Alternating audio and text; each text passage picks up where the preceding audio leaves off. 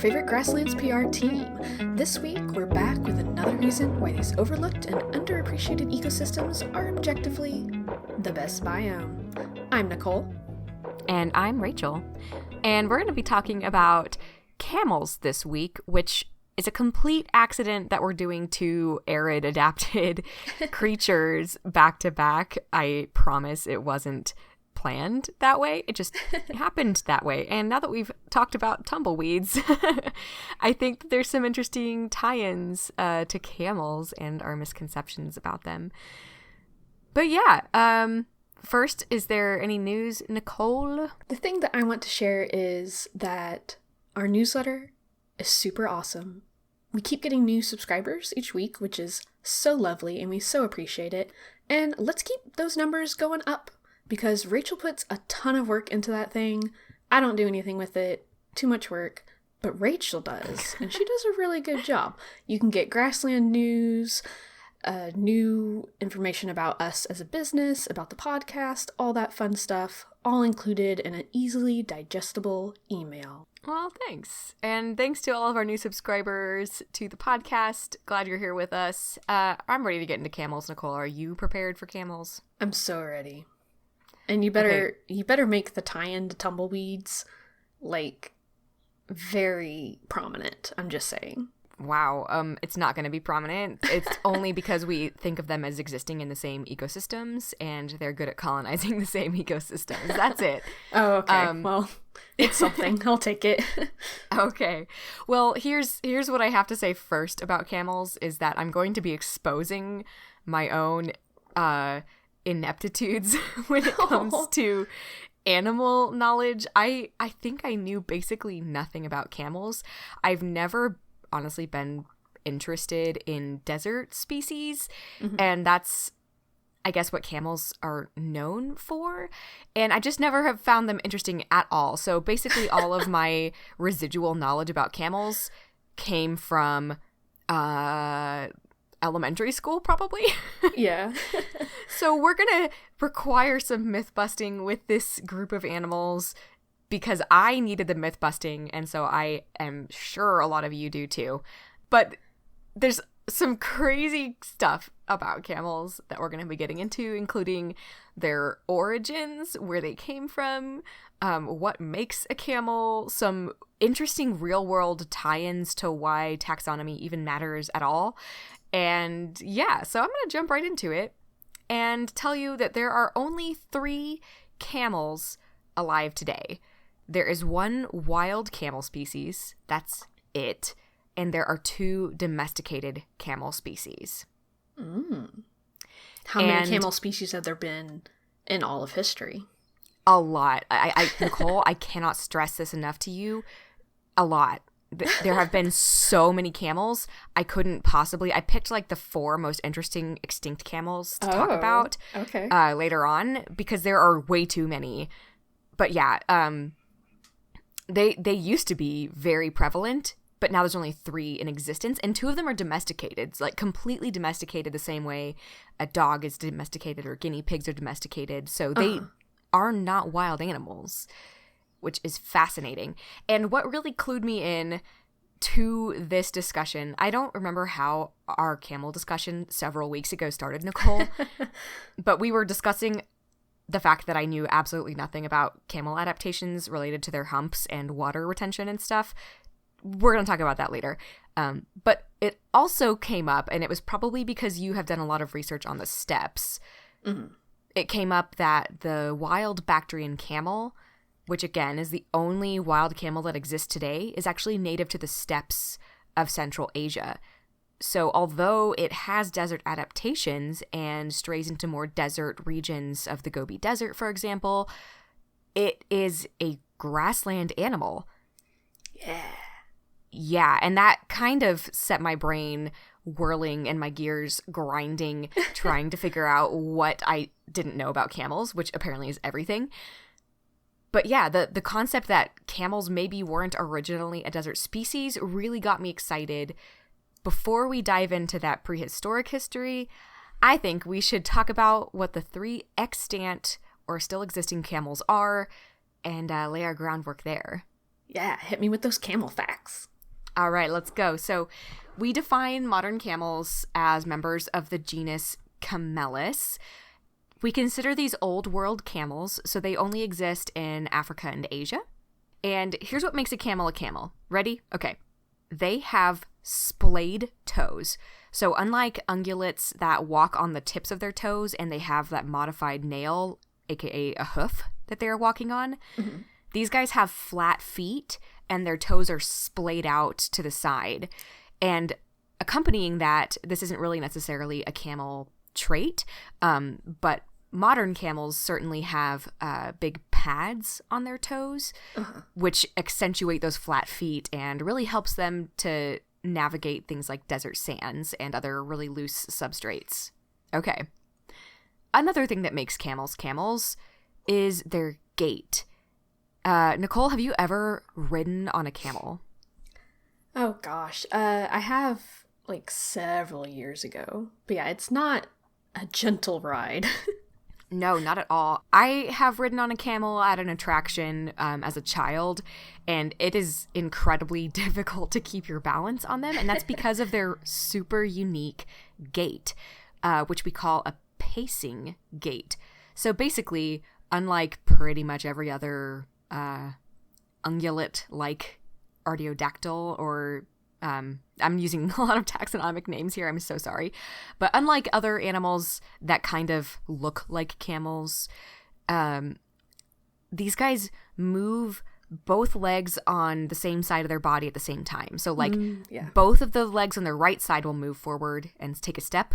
Both of the legs on their left side will move forward and take a step. So what this does for them is it allows them to have super long, gangly legs that do not knock into each other when they're walking. However, it does create a really unstable stride and that awkward rocking motion, which probably has to do with them evolving those splayed toe pads for more stability and things like that. But it is also a longer stride. So that's what makes camels so good at being extremely migratory or traveling long distances in caravans in the ancient world, or the not so ancient world, like even the modern world. I know camels are very used still today. They're, almost all domesticated. So there's a reason for that. And the pacing gait is a huge reason. They're just very efficient at walking long distances. Just not as fun to ride. not a smooth ride. Yes. Okay, now let me describe to you the differences in the three camels in a sort of brief way, and I'll get into the wild Bactrian in more detail because, again, only wild camel. But there's basically a couple of two-humped camels, and then there is a single one-humped camel. And when you picture camels, I'm almost positive that the majority of us are going to be picturing the dromedary camel, which is Camelus dromedarius. Those animals were domesticated in Africa, and they are a very desert, arid camel. Cool. Yeah, and that's the one-humped. Yes, that's the one-humped camel. Now, the two-humped camels are both native to the steppes of Central Asia. And I have a little bit more information about them just because I'm more interested in the ones we have a wild one to look at, I think. Yeah. I'm sure there's been a lot of research about the dromedary's origins. I just didn't go down that particular rabbit hole for this episode. But yeah, these domesticated Bactrian camels, so they are both confusingly called Bactrian camels. Camelus bactrianus is the domesticated one. Camelus ferus is the wild Bactrian. The domesticated species was domesticated only about 5,000 years ago in Central Asia. And as for the wild Bactrians, there are only about, depending on which resource you're looking at, 1,000 to maybe 1,400 of them left out there, period. And that's really sad. We'll get into that because there's some really exciting stuff happening with them, which is honestly so exciting that I've saved it for a separate episode. Oh. I know. But yeah, they're the only truly wild species left. Okay, so 2 more things about camels in general. The first one is that they actually have 3-chambered stomachs. So that's different from things like ruminants, your cows and sheep and stuff like that, which have a 4-chambered stomach. Mm-hmm. And ruminants and camels are certainly not the same thing. There's a huge evolutionary divide between them that's going to become important later on, which is why I mention it here. And finally, modern extant camels, the old world camels, have humps. And wow, they fantastic. Thank you. They are very adapted to conserving water to an almost absurd degree. And this is where I'm going to expose a little bit of personal idiocy, which is fine. Hopefully we all aspire to continue learning and evolving our understanding of the world. Nicole. Yeah. Why was I a little bit of a camel idiot? Please tell us. You weren't a camel idiot. You were just uninformed and not even aware that you had been lied to your entire life. Like so many people. Yeah. Camels do not store water in their humps. Yeah. Which, I don't know. I was watching some PBS documentaries and clips about camels, sources in the doobly-doo. PBS Eons has an especially great one about camels, but there are people in the comments being like, what do you mean people think that the humps store water? And I legitimately did. And then you were like, no, it's fat deposits. Yeah. And I was absolutely convinced that, okay, yes, they are fat deposits, but the fat deposits are meant for water adaptations, right? And Nicole, this is still a weirdly common thing that people think about camels. Like I was looking at I don't know, organization websites, whether it's like zoos or nature reserves, like places that do work with camels that we're talking about this stuff. And they'll be like, yes, the camels break down the fat into water and whatever the other byproduct is. And I was absolutely convinced that was the case too. And for some reason, you were like, I don't know, a camel scholar in this regard because you were like, no, I don't think that that's true. And so we looked it up. And although water is a byproduct of them metabolizing their fat in the humps, the process of metabolizing the fat actually consumes more water than is produced as a byproduct. So they are, without a doubt, losing water by metabolizing that fat despite water being produced by that reaction. Yeah, which is so cool because even if I feel like if people know that, you know, water is not stored in the hump, they still assume that that fat is there to make water for them. But that's just not the case. Yeah, and you know, when you look up like fat metabolizing, like it is producing water, but it just absolutely blew my mind. And then I could not, like I had a whole like conniption about this situation with camels. Like I could not wrap my brain around the fact that camels' humps are for food storage the way any other fat deposit in mammals or birds even typically is. Like I just could not figure that out. Like why is food the thing that they need and not water? And so let me explain to our audience what I have learned about camels. Number one, because they live in extremely adverse conditions, food is a big deal for them, and that is not an understatement. So they do need the fat reserves in order to survive because of harsh conditions that include a reduction in food availability. However, camels absolutely do have some insane adaptations that allow them to conserve water. That is a part of their makeup. They are great at that. It's just that it has nothing to do with the humps. So when you see camels' humps deflating, it's because they're in starvation conditions and they need more food. They are able to guzzle down gallons and gallons of water at a time. The way that camels actually store that water in their body is in their blood, which is fascinating. And this is something that makes camels different, like a really unique species in the animal kingdom. Unlike a lot of their counterparts that are not camels, they have really oblong red blood cells. Yeah. Yeah, and they can expand to fit an insane amount of water inside those cells themselves. Yeah. So they store all of that excess water in their blood, and they're very effective and efficient at doing that. Mm-hmm. Literally, their red blood cells are ovals because if they were round, they drink so much water at a time that their blood cells would burst. Yeah. Like, they have to be ovals.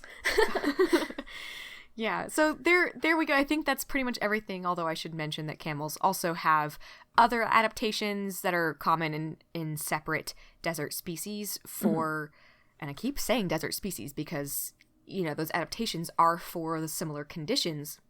And the steppes are an arid grassland as well, so it comes in handy whether they're in the Gobi Desert, in the grassland regions, or sand dunes, right? Whether it's cold or hot, the adaptations are useful. And I think the only other interesting thing about the hump is that because a lot of their fat storage is concentrated in a specific area, they are able to have a more unique heat dispersion compared to other large-bodied mammals that works for them both in that works for them both in hot environments and cold environments.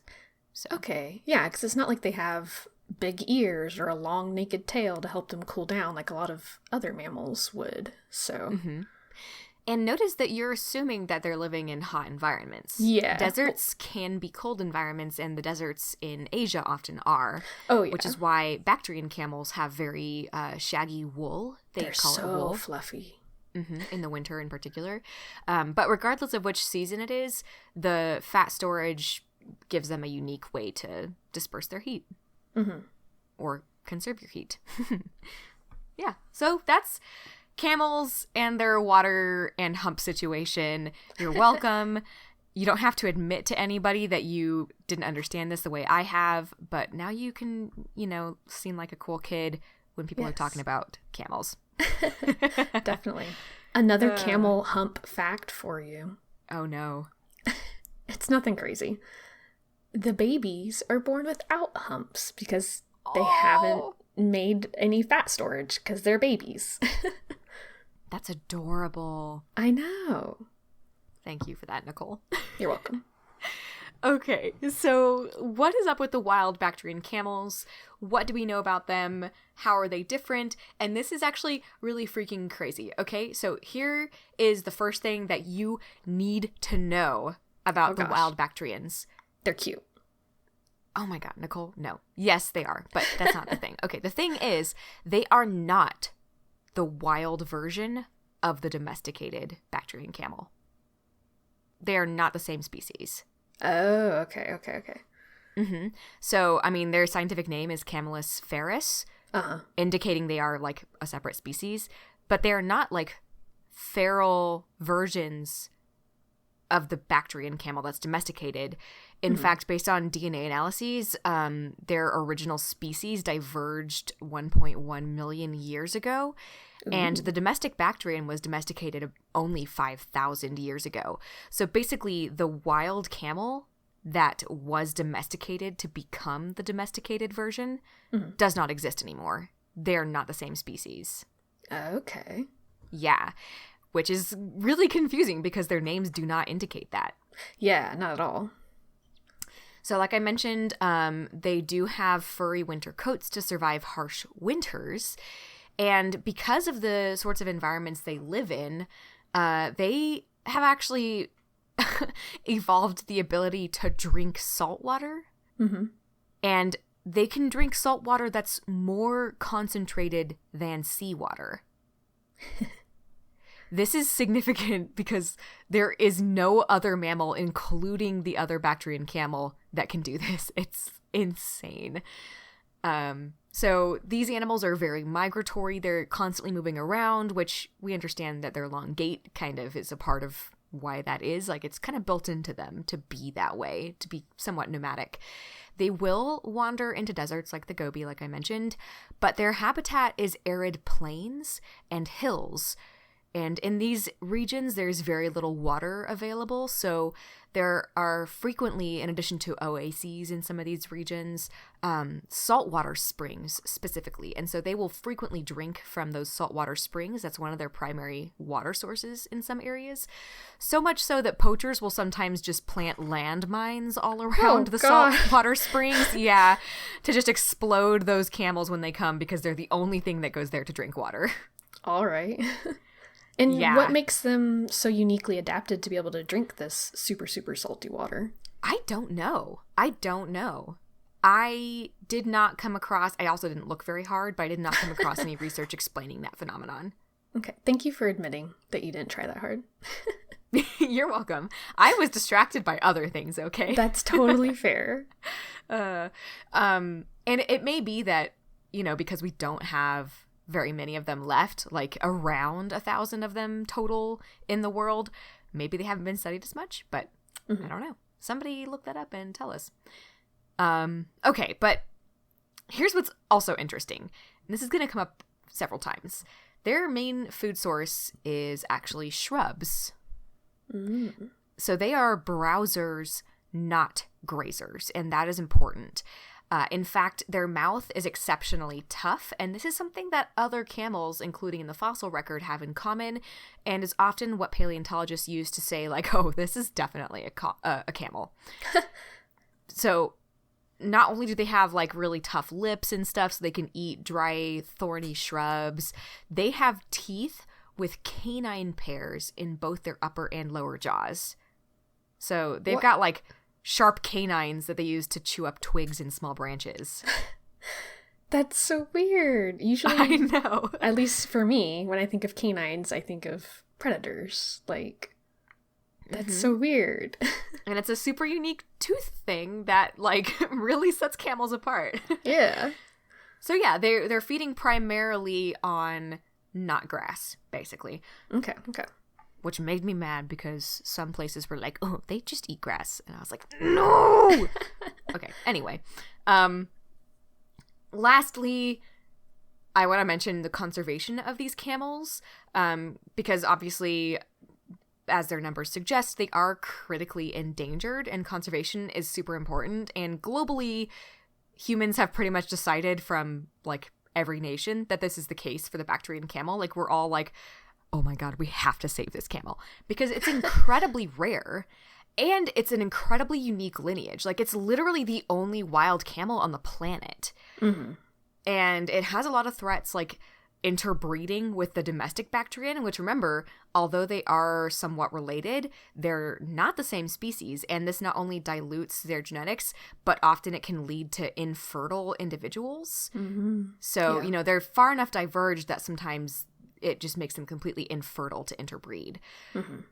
They're also threatened by hunting for their meat, shooting by farmers, increasing wolf predation, which is interesting because historically wolves used to only prey on, like, the more sickly ones they could pick off. But because their habitats are becoming much more drier in that ecosystem and food is becoming more limited for the wolves, they are actually preying on these hardy animals more and more. Ooh. Yeah. Toxic pollution, human encroachment, all of that good stuff. It's a serious, good stuff, terrible stuff. Anyway, it's a serious problem, and there are a lot of efforts to conserve them. And what's really interesting to me personally is that one of their reserves that they have in Central Asia, I'm not probably going to pronounce this correctly, Lop Nur Wild Camel National Reserve in China, which was established in, like, the year 2000, that has become an oasis for the camel because back in 1964, it was a restricted military zone and humans were not allowed to enter it. So the camels were able to thrive there, even though it was restricted to humans because they were testing nuclear weapons. Oh, no. All around the camels. Apparently the camels were fine, though. It didn't appear to have any adverse effects on them, which was really glossed over. And I was like, I'm sorry, can somebody please go back up and explain that again? Yeah. Because I'm sorry, what? Yeah, I guess it's kind of like, I think even in Chernobyl, where there's so much nuclear radiation, a lot of wildlife is thriving there now, including some endangered wildlife. Despite the radiation, like, they're able to survive and reproduce and stuff. So it's not like that unheard of, but it just fascinated me. Anyway, there's a lot of nature reserves for them.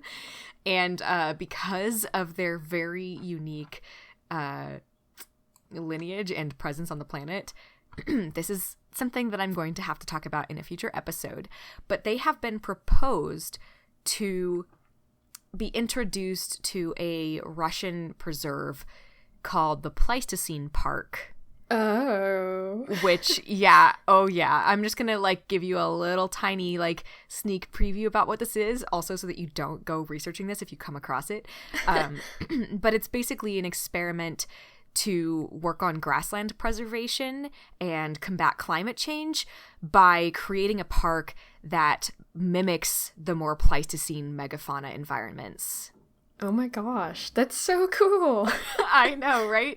And they're like, you know what? We should really bring back this camel and introduce it there because it's an example of a really dominant, really important prehistoric animal from that era that thrived in grasslands. Yeah. Mm-hmm. That's wild. I know. Jurassic I love Park, it so but make it much. grasslands. And mammals. Yes, grassland mammal, Jurassic Park. Okay, so I'm excited for that, but I had to not make myself go down that rabbit hole. Yes, that's fair. Anyway, so that's actually a really good tie-in to the next segment of this camel discovery, and that is, where did camels come from, and what role? Yeah, well, that's a really good question too. Yeah, it was a joke because I know it was a joke, okay. Nicole, but that was a huge question that I had in my research that I still don't know I have a satisfying answer to. Where did they go? But they went to some interesting places, and I also wanted to know what role grasslands played in this because, okay, the only wild camel we have is a steppe native. So is that normal for camels? Okay, so here's I have a question for you. Okay. Did you know that there are other survivals of the camel family on the planet? They're not members of the genus Camels, but they are from the camel family tree. I mean, I want to say yes, but then you'll ask me, what are they? So I'm just going to go ahead and say no. Are you sure? Yeah. Wait, think about it. Think about it. It's too hard to think. What if I give you some clues? Okay. First of all, they are grasslands animals, and they did not come from the old world. Oh, okay. Think about it. Do they look like camels? I mean, kinda, but also kind of Why? Because they're four-legged? I mean, if you look into their eyes, you probably see it. They're beautiful long lashes. The pronghorn? No, those are related to giraffes, Nicole. Okay, well, you said beautiful long lashes, and I just immediately pictured a pronghorn. I was like, I don't think that's right, but okay. Okay, so here I'm gonna save it since you don't know. I'm gonna save that and surprise you later on. Okay, so here's what. Just tell us. You can't do that. I can't. That's rude. Okay, fine. There are two of them, and they are both domesticated.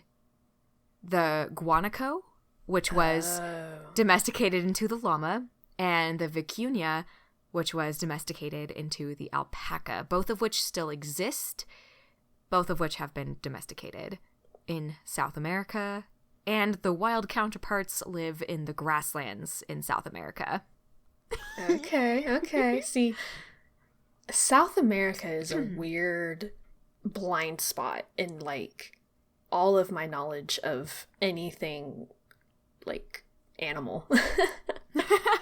I know they got a lot of possums down there and like some really cool birds, and that's about it.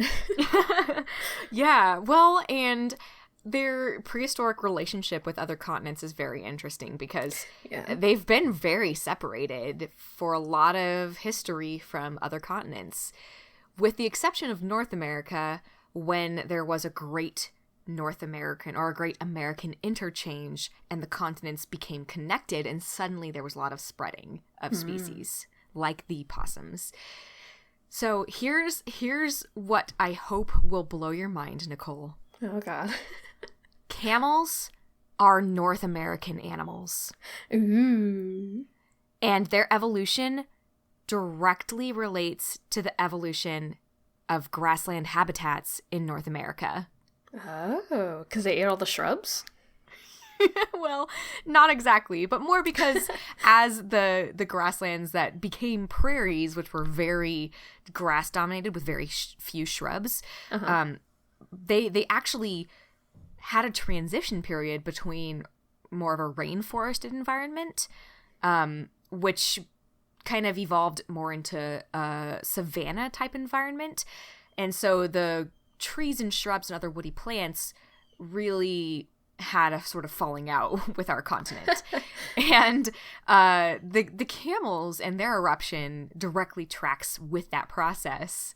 Okay. So the very first probable camel family member that we've all kind of accepted as the first camel was really more of a deer-looking dude, but he had weird camel teeth and had a 3-chambered stomach, probably is called Protylopus, which Tylopus is a reference to the camel family, and it evolved in a rainforest environment.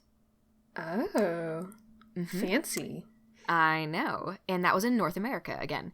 So in the Eocene, camels were still somewhat rare, but at this point in time, like maybe 37 million years ago or something, when we had a lot more wooded grasslands and even short grass prairie in the environment, savannas were quite common, we did have camels.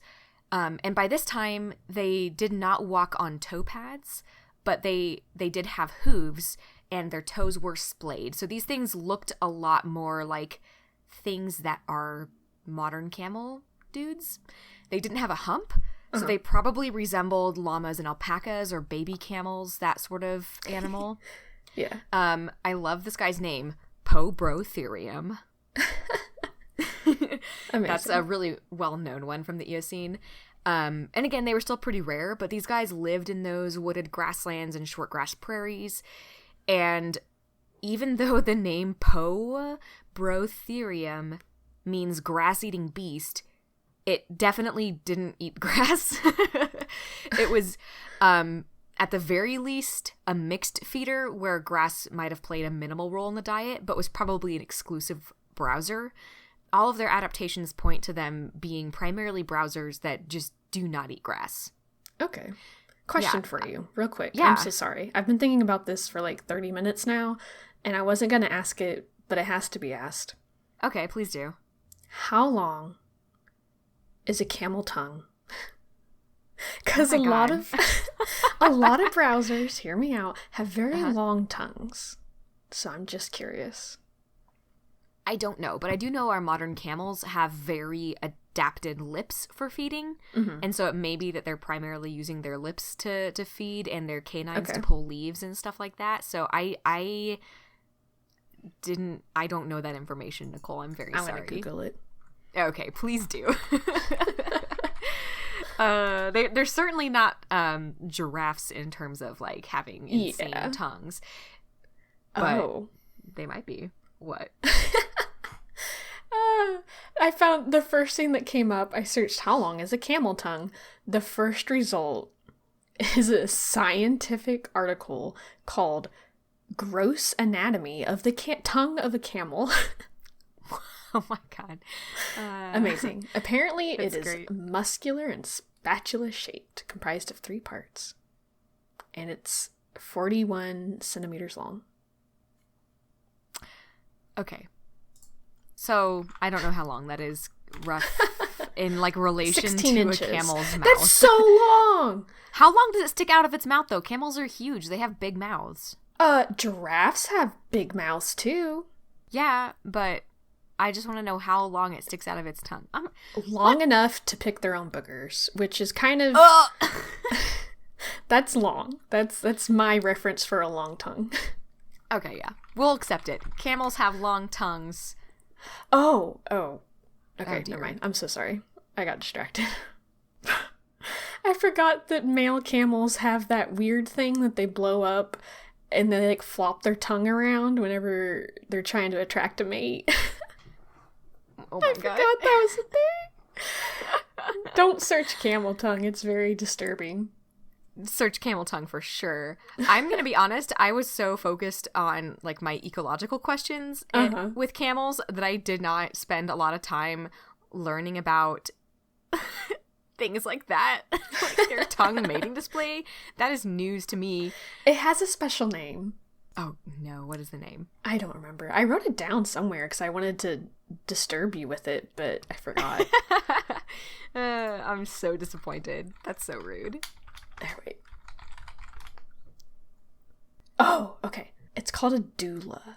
So it's often like mistaken for the tongue, but it's like their palate, like the top of their mouth. Oh. They like inflate it and flop it around and make Their like soft weird palate? I think so. And like flop it around and make grunting noises. It's all very disturbing. Camels are fascinating but very alarming creatures. They really are. Okay. Yeah, there's one species of Pobrotherium I wanted to mention because like some of them were abundant in certain regions. This one is described, it's Pobrotherium wilsoni, described as a gazelle camel. Oh. And it was pretty abundant in places like Colorado, Nebraska, and Wyoming. Yeah. But the Miocene is when it gets very interesting because in the Miocene, that's when the landscape really changed into a grassy, open landscape. And this is what we call the camelid explosion. PBS Eons has a great documentary on this on YouTube, very brief as well. But this is where we had peak camel diversity, all in North America. And they're so common and so diverse that they're actually one of the most common herbivore fossils in Miocene fossil beds in North America. Wow. Yeah. I did pick out two of them in particular that I needed to share with you. The first one is Camelus, which I think is a great illustration of just how diverse camels became at this time. Often these camels had humps.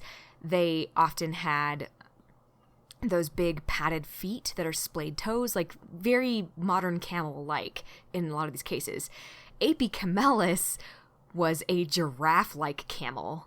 Oh. Yeah, so in North American grasslands or savannas, and these guys would have been common on the savannas, but again, keep in mind, this is a very open landscape at this point in time, so they probably had to travel long distances in between trees on the Miocene savannas of North America, and that's where their camel stride and their camel toes came in really handy because they could wander all over the place to use their elongated giraffe-like necks searching for leaves. And it's like so obvious that they are adapted the same way as giraffes that we know exactly what their ecosystem role was, and it was pretty identical to giraffes in Africa. Their cervical vertebrae were lengthened just like a giraffe. It's just that they were camels and had camel toe pads and probably a camel gait, and they lived tongues on our prairies. Yeah, probably had long tongues. That doesn't fossilize as well, though. Yeah. Yeah.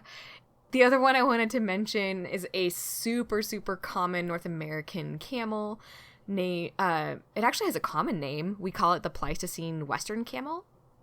Its scientific name is Camelops hesternus, and it survived until as recently as like 13,000 years ago. So that's how recently this camel explosion stretched. Camels were hanging on in North America, in the United States and Canada until like 13,000 years ago, which means they actually encountered groups of people. We have found hunted bones that were hunted by humans and bones that were butchered by humans of this species. Wow. Yeah, and they were super common south of the ice sheets that existed at that period of time. Now, here's where it gets interesting, because in 2008, scientists found fossils of C. histernus in the Yukon, like way, way up in the tip of Canada in the Arctic. And not only is it the Arctic today, but when it existed at that time period, it was still Arctic. So this species was able to thrive in Arctic conditions. And I think this points out what made camels so incredible at what they do. Their humps, their strides, and their feet allowed them to survive well in a lot of environments, including the Arctic. Think of those adaptations that allow them to walk on sand. The same thing lets them walk on snow, you know? So these are really, really amazing colonizers. They're really good at spreading and finding new environments. Yeah. So this guy looked a little bit more like an alpaca, and, you know, paleontologists are really reliant on comparing morphology of bones because that's really all they can do. And so based on that, which is typical for paleontology, they assumed it was on the llama side of the family tree rather than the modern camel side. However, these bones in the Yukon that they are uncovering, or that they did uncover, some were preserved in permafrost, right? Ooh, which means they were able to take ancient DNA from it and get genomic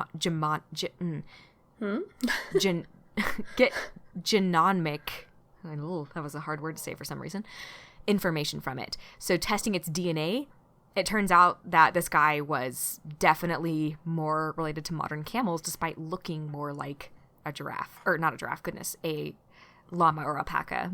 Okay. Huh. Yeah, and it did have a hump. Oh, but nice. Yeah. so really, really interesting stuff. Camelops histernus is another good illustration of what probably was the downfall of camels. Based on the teeth, scientists think it was probably a metabrowser, so it ate both grass and woody browse.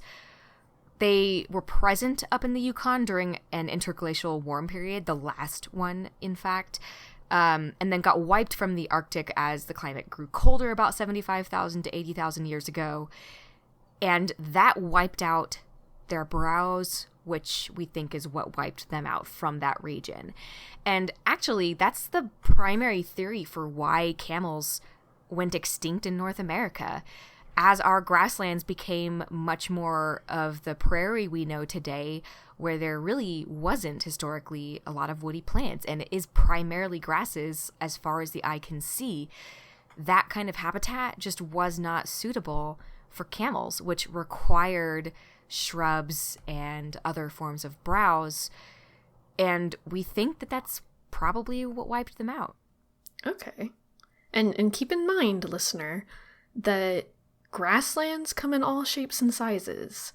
You know, if you live in the US and you're more familiar with our prairies, with the oceans of grass kind of landscape, there's a lot of grasslands that don't look anything like that. They have woody browse, they have trees, and can have quite a lot of trees and are still considered grasslands. Mm-hmm. Exactly. And so as the North American grasslands became modern prairies, camels finally went extinct in North America about 8 to 10,000 years ago, alongside humans, human groups that still exist today, for the record. So yeah, that is the story of camels. But obviously, with regards to our modern camels, they don't exist in the place they originated anymore. But because they're so good at surviving in different landscapes, they were able to spread out of the continent before prairies wiped out their favorite grassland ecosystem. And so when the Bering Strait land bridge made Alaska stretch over to Russia and Asia, that allowed camels to spread and colonize the old world. And so that's why we call our modern camels old world camels. And people for a long time thought that they originated from there, that that's where their home was. But no, they're just the camels that happened to escape North America and they live on today. Yeah. And on the other side of things, when the two American continents connected, some camels escaped and explored South America, which gave rise to our lineages of the other members of the camel family today, the vicuñas and guanacos, which were then domesticated. And I don't know, I find the end of the camel story a little bit frustrating and sad because the only ones that appear to have survived all this time are the ones that humans found useful. Yeah.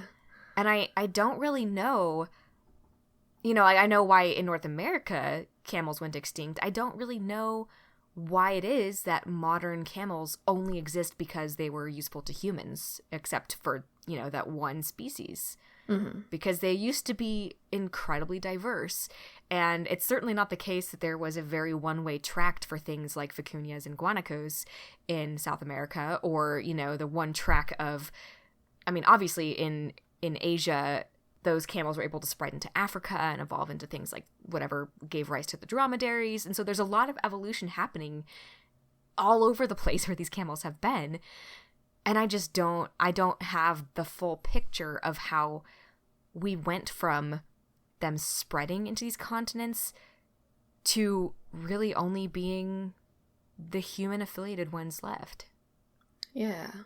And it's kind of disappointing, but I think it's also a good highlight for why the wild Bactrian is considered so important to biologists across the planet. Because it's the only wild remnant of what once was a thriving and diverse group of animals that were so prevalent even in North America, where they don't even exist anymore, that they were one of the most common herbivores found in some time periods. And so, yeah, kind of an unsatisfying conclusion, but I hope that understanding that history of camels, I mean, it certainly changed my perspective of camels, and suddenly I care about camels more than I have literally any other time in my life. Yeah. And, yeah, it makes me excited for the future of Bactrian conservation. Yeah, definitely. This is kind of random, but do we know if some of the more ancient species had two humps, or is it really only the Bactrian that has the two humps? Yeah, that's interesting. I'm pretty sure that there were other two-humped camels that didn't live in Asia. So, like, in North America, that evolved. There's actually a really cool website, one of those resources for prehistoric recreations of animals. I'll send you a link, and I'll definitely put it in our show notes. There is some information there, and they kind of cite where those information resources come from. But really, I think it's just a great way to look at what some of these camels looked like. Ooh, I hate to enter. So that's Camelops hesternus, which, okay, if you look at his little face, you can see why, based on his morphology, he looks a lot more like a llama despite having a little hump. Oh, he's cute. Yeah. But yeah, scrolling down, I mean, you'll see a lot of other camels. There's the Apicamelus, giraffe-looking dude, Camelus Nobloki, which is a two-humped camel. And certainly there's several camels that didn't evolve humps and that lived at the same time as humped camels. Sure. So yeah, remember, evolution is not a linear thing. I'm talking to listeners, not you, Nicole. You get this. But yeah, it's a branching effect. And so there were many, many camels alive at the same period of time that took different paths evolutionarily. And so, you know, there are more alpaca, deer-like camels living at the same time as hump camels. Okay. Titanotolopsis nebraskensis, something like that. He's a thick boy. This boy beefy. Yeah, there's some incredible, huge camels. I just love it so much. Paracamelus is a really fun one too, in my personal opinion. There's so many that you cannot talk about all of them. You know what I mean? Yeah, for sure. My favorite paleontological recreations are the ones where there's like a modern person in a t-shirt standing next to them. Yes. But like it really gives you a good sense of scale, and I love it. Cool. If you would permit me, I do have like a random little diatribe about ruminants that I could go on that I found to be interesting. Okay. Can I give you one last camel fact? Absolutely. Okay. Apparently, camels, they like I said earlier, they make a ton of really weird noises, and this rumbling growl noise that they use was actually a noise that was incorporated into the voice of Chewbacca in the Star Wars franchise. Oh, that's great. That is really good to know. Yep, that's it. I had that written down. I needed to, it doesn't fit in with the conversation anywhere, but I just needed that to be known. I'm so glad to know this. Thank you. Thank you so much.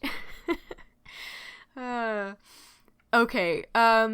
So I had a little bit of frustration while I was doing this research because I was finding a lot of conflicting information in some sources, even things like Animal Diversity Web, which I normally consider to be quite a reliable resource. Yeah. About bactrians. And part of the problem is that people in some cases are still referring to wild and domestic bactrians as if they are the same species, with, you know, grouping them in together with characteristics that shouldn't be grouped together. And so that's probably part of the problem.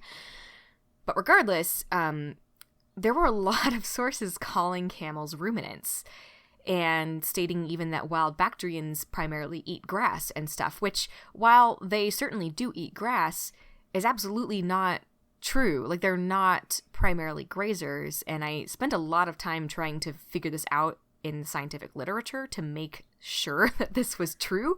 Sure. The last thing I wanted to do, was give false information to people about this. Just start crapping on everybody's hard work and just have no proof to back it up. Exactly. Well, and there's like some big implications for the stuff we just talked about, you know, the extinction of camels globally. If wild bactrians are ruminants and do primarily eat grass, is that why they survived? But also, shrubs still exist all over the planet, so that shouldn't really, you know what I mean? I don't know. But the fact that they are three-chambered stomached non-ruminants seem to be very important to the evolutionary history of these animals. And so I ended up on the veterinary side of scientific research to solve this problem. Yeah, there was an article published in a veterinary journal titled "Camels Are Not Ruminants." And I was like, okay, I'm sold. Tell me more. But she or he, I don't know who the author is off the top of my head. I will link this paper. The author stated that camelids are not ruminants taxonomically, physiologically, or behaviorally, which was a more thorough stance than I had seen anybody take. And it turns out that the reason for this publication was to do with veterinary issues, disease issues, and mostly regulations from political leaders that don't understand biology. And we're using their misinformation, which, you know, I can't blame them because I thought camel humps were full of water. Or for water. So, I mean, there's lots of information, just misinformation out there. But this was an important thing for this veterinarian or this veterinary scientist to clear up. Because in Canada, there were some disease concerns regarding ruminants. And regulations were put into place that had adverse effects on camels in the region and were considered inappropriate by these researchers because apparently a lot of regulatory issues regarding things like camels disregard actual camelid disease research, and lawmakers, at least in this case, when asked, like, how did you decide that this is how you should make these regulations that affect all of these animals? They were like, well, the encyclopedia definition of ruminants is this. Oh. And this is why I think taxonomy and definitions are incredibly important, because it's not semantic, it's not pedantic, it's not just, you know, fun, I don't know, boxing things into different categories. Like, it has really serious implications to understand something's taxonomy and what a word like ruminant means. And so from a scientific and veterinary standpoint, the encyclopedia definition of ruminant and the category of ruminants that lawmakers are often trying to regulate are not the same thing. For example, rumination is described as foregut fermentation, complex multi-compartmentalized stomachs, that was a mouthful, food regurgitation and rechewing. But those kinds of, like, actions are not things that only ruminants do. Like, hippopotamuses do that. Colobus monkeys do those things. Kangaroos and peccaries do. Like, they are not ruminants and should not be regulated as ruminants. And same thing for camels. You know, they do have the ability to do some rumination, but they are not ruminants. And so there are some similarities in the way that camels and ruminants like cows and sheep are able to digest things, but this is considered more parallel evolution, where it's like, hey, this turned out to be really helpful for them. And even USDA, APHIS, like Animal and Plant Health Inspection Services, is trying to classify camelids as ruminants because, and here's a quote from them, regardless of their taxonomic classification, camelids meet the definition of ruminants and are regulated as ruminants based on their susceptibility to ruminant diseases such as foot and mouth disease, tuberculosis, brucellosis, Jones disease, etc. And this is a very fundamental misunderstanding of the taxonomy of camels and ruminants, because while those things are true and there are diseases that ruminants and camelids all can acquire, if you were to take a careful look at the literature like this scientist did, there's like tables upon tables analyzing these diseases and stuff. It's an absolute myth that llamas, alpacas, and camels are susceptible to all ruminant diseases. In fact, they are really, really resistant to a lot of the ruminant diseases that people are super concerned about, and don't even contract some of those diseases and have their own unique diseases that ruminants like cattle, sheep, and goats cannot acquire.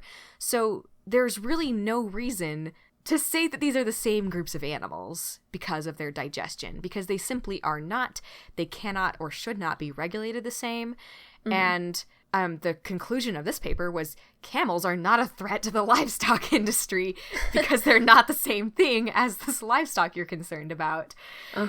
I just really appreciated this real world consequence of misunderstanding taxonomy and definitions of animals. And lawmakers need to listen to scientists when they're trying to explain that. Yes. Don't they? That is so true. Gosh. No, that is really interesting. And it's cool to see that real world story. Like, yeah. Yeah. So if you see somebody publishing an article about camels and they're like, oh, yeah, they're ruminants. They can eat leaves and grass. And they regurgitate their cud and stuff and chew it up. So therefore, they're the same thing. No. They're not. Stop it. Like not the same. That's the hot take we are leaving this with, not like the lack of water in their humps, just like they are not ruminants. It's an important real world application of taxonomy. Okay, Nicole. Oh, shoot. I love it. Thank you. That's all I have. You're so welcome. That was a great note to end on. Anyway, the real takeaway is that camels are wild. Camels are little grasslanders. And the prairies extincted them. Extincted them. Yep. And possibly people too. Oh, gosh. The end. Okay, fantastic. Thanks so much. Okay, bye. That's the end of the episode. No, okay. Okay. Well, thanks, Rachel. That was great. I'm so happy that you like camels now.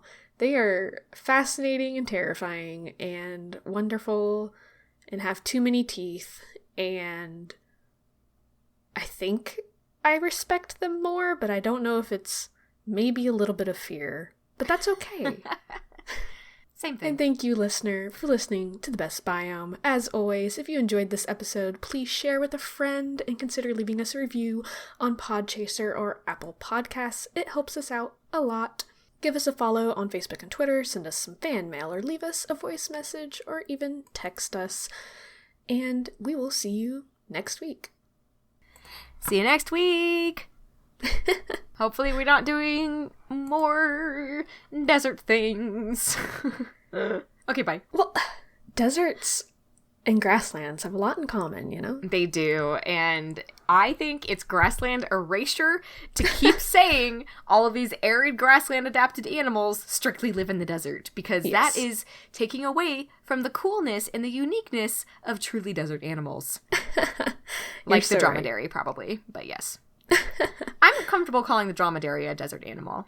Yeah, I think that that's probably true. And I think that maybe that's where a lot of the misconceptions about camels as a whole come from, because dromedaries are the one that people are familiar with. They're the ones that are always in zoos and parks and things like that. So... Mm-hmm. And they're the ones always pictured when they're like, camels have humps and store water in it. Yes. Yeah. Anyway, let's celebrate how deserty the dromedary is, because that makes it different from every other camel that's ever existed. Yes. Okay. Probably. Yay. Who knows? Camels are a mystery. Yeah, there's too many of them to lump them all together. That's fair. But the vast majority of them. Grassland. Okay, that's all. I leave you now. I stop recording. Bye. I just wanted to say something real quick. Are you ready? Oh, yeah. Ooh. That was some spicy Dr. Pepper.